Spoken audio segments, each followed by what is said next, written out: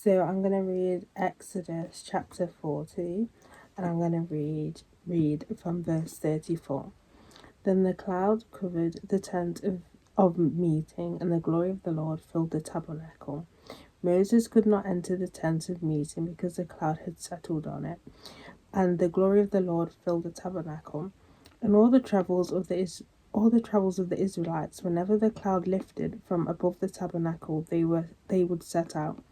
But if the cloud did not lift, they did not set out until the day it lifted. So the cloud of the Lord was over the tabernacle by day, and fire was in the cloud by night, in the sight of all the Israelites during all their travels.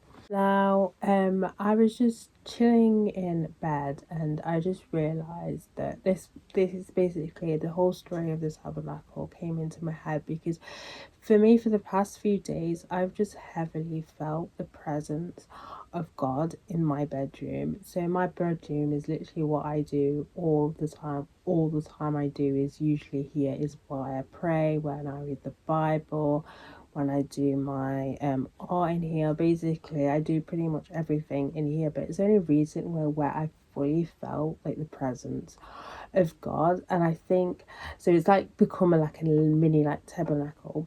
But it got me thinking that everyone should have that dedicated room, or that dedicated kind of part, even if it's not a room, even if it's just like a little cupboard or some area in a room where you focus on doing godly things, and that becomes like your area where you just go to fully, devote your time with God, where you go to kind of relax. Say if you've had like, you come home from work or something like that, or an area to pray. I think it's such a good thing to kind of have, um where you dedicate a place for you to meet God, opposed to kind of, I mean, obviously sometimes you're restricted as to, where you live and stuff like that, but if you can, it's such a good way, because then you've got the area there and you can dedicate that area to God. And because this is like a obviously this room is like a multi-purpose room for me. um so it has all sorts of things, so I do all sorts of things in here. But for example, you could have a room where you just dedicate your time with God and God only, or where you only kind of do Bible study or whatever you want to do that's, towards God, and it's away from away from any direction. It's away from any distractions or anything like that.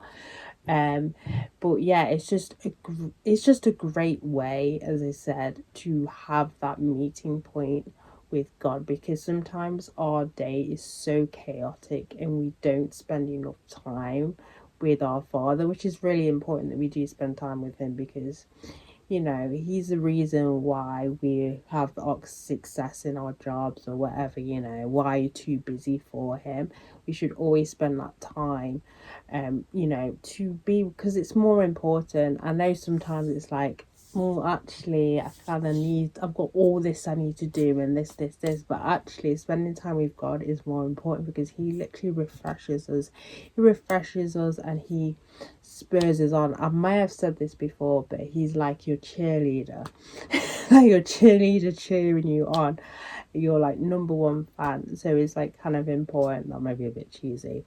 So it's kind of important to always have that connection with him. Obviously, I'm not saying that you won't have connection with him outside that room, but what I'm trying to get at is to have that dedicated time and that dedicated space. Obviously, you'll meet him on your travels and everything like that when you're going out and doing your daily things, but to actually then have that dedicated time just for him is a really good one. And to have that room you can just go to, or that, or it may not just be a room, it would be part of a room. Just either way, just having that area where you can feel that connection with God, and that you can keep it kind of like sacred area for just you and God to spend some devotional time together.